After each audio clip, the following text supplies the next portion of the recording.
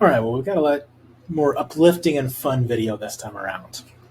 How to have a good marriage. Woohoo!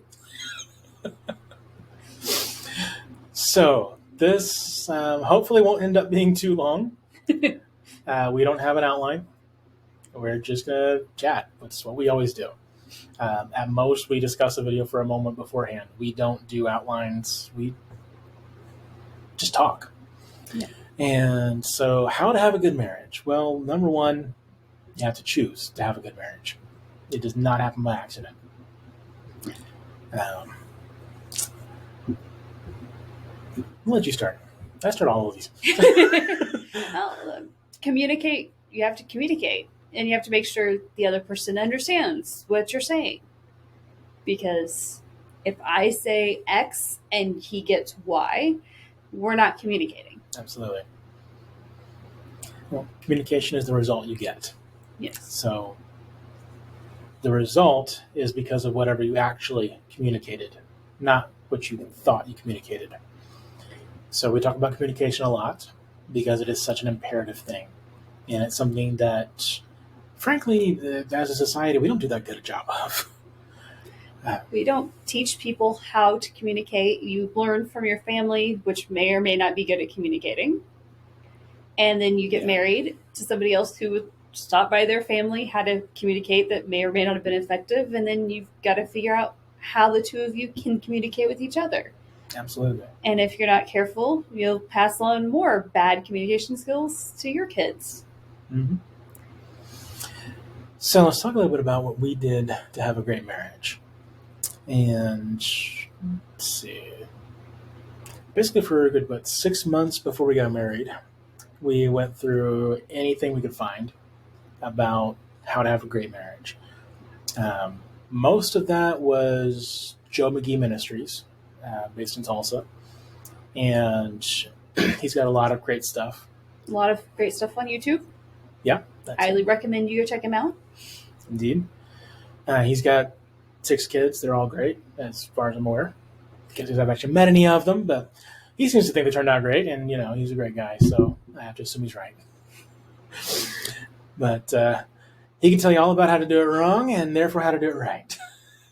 And he had a lot of experience talking to lots of families, because he was in education for a while, so he has seen a lot, and he has a lot of understanding because of that. Yeah. And while he does provide things from a biblical perspective, he doesn't beat you over the head with the Bible. So if you're not a Christian, there's still a lot of good information that you'll get without being beat over the head about Jesus and Scripture and so forth. So even for those who are secular, it's still very good teaching. And you never know. You might get saved. That'd be fun. But we're also probably at some point going to create our own program or course or something along those lines, but that's not something we've put the time into, or even in the foreseeable future have the time to put into doing something like that. But it is something we would like to do. However, until we get that opportunity, we highly, highly recommend Joe McGee Ministries. The second thing we did is after we got married, we spent most of the first year trying to figure out how can we have a conversation where we don't disagree without let's start yelling at each other or getting to the point where you might be tempted to say things you don't mean or throw things or any of the other things that are common in marriages, especially on TV, for disagreements. We're like, neither one of us wanted that. My parents had gotten divorced, so I've seen how that marriage can go bad. And while Daryl's parents didn't get divorced, they also didn't necessarily have the happiest marriage that they could have. Yeah.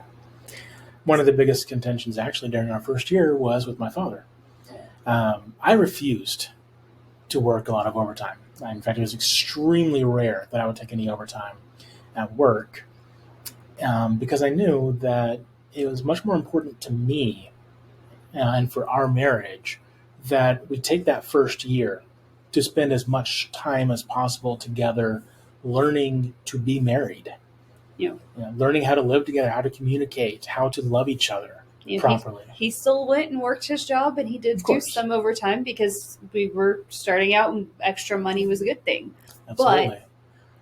But my father very much disagreed with that mentality. He very strongly believed that I should take all the overtime I could get because you never know when it's going to dry up. Because it's feast or famine when it comes to overtime out there.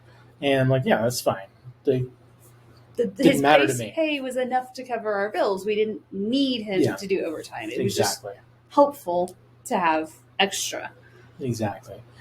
So that's one thing where he and I have always disagreed, where for him, money is an extremely high priority. For me, having enough to get by is the basic. I have that, I'm good. Everything beyond that is great. It's wonderful. I really enjoy making a lot of money. It's wonderful to do that, but it's not my priority. Our relationship, definitely priority. Helping people get results, definitely priority. And basically, like I said, as long as our bills are paid, we're able to give the way we want to give and do all the things that we enjoy doing, I don't really care that much about money. I care about what it can do for people. But the money itself isn't actually that big a deal. As much as I really enjoy making it, it's actually the thing itself, like having it is less important.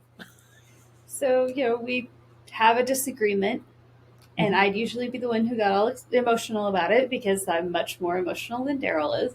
So I'd go walk around the house till I calm down because I didn't want to keep talking and get to the point where I might say something that in a calmer moment I would have never said. And I will tell you this one rule. This is to the men. It's your fault. Either you aren't right, and she is, or you didn't say it the right way.